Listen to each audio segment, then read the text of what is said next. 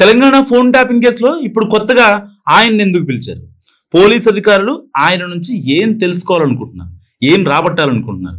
కేవలం సాక్షిగా పిలిచారా, లేక అంతకు మించిన సంగతులు ఇంకేమన్నా మాట్లాడతారా?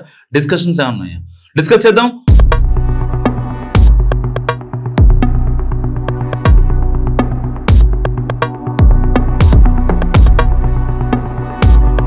ఫోన్ ట్యాపింగ్ కేసులో దర్యాప్తు వేగం పెంచారు తెలంగాణ అధికారులు. సో ప్రభాకర్ రావు విచారణ కొనసాగుతున్న క్రమంలో ఏ మాత్రం ఆలస్యం కానివ్వకూడదని భావిస్తుందట ప్రభుత్వం. అటు బాధితులు, ఇటు సాక్షులను విచారిస్తుంది సిట్ బృందం.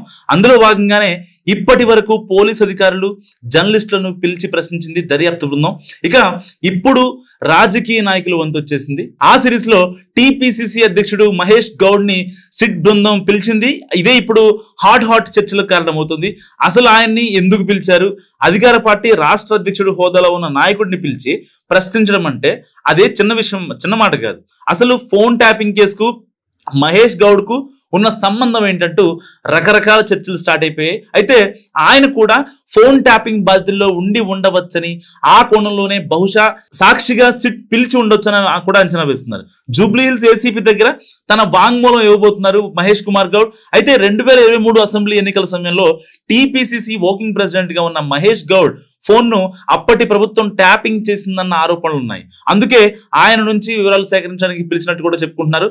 ఈ మేరకు జూబ్లీ హిల్స్ ఏసీపీ ఫోన్ చేసి మహేష్ గౌడ్ ని విచారణకు రమ్మని కోరారట.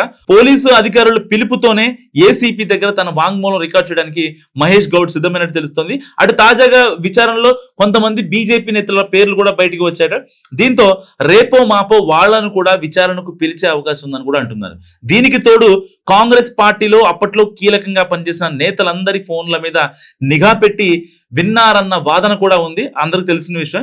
ఈ క్రమంలోనే సీనియర్ కాంగ్రెస్ లీడర్స్ మొదలుకొని ఎన్ఎస్సీఐ వరకు అందరు నేతలు సిట్ ఆఫీస్ కి క్యూ కట్టే అవకాశం ఉందని కూడా అంటున్నారు. మొత్తం మీద పొలిటికల్ లీడర్స్ ఎంక్వైరీతో ఫోన్ ట్యాపింగ్ కేసులో కొత్త విషయాలు వెలుగు చూసే అవకాశం ఉందని కూడా అంటున్నారు. సో ఫోన్ ట్యాపింగ్ కేసులో మహేష్ కుమార్ గౌడ్ విచారణకు హాజరు కావడం, దాని గురించి మీరేమనుకుంటారా? కామెంట్ రూపంలో చెప్పండి.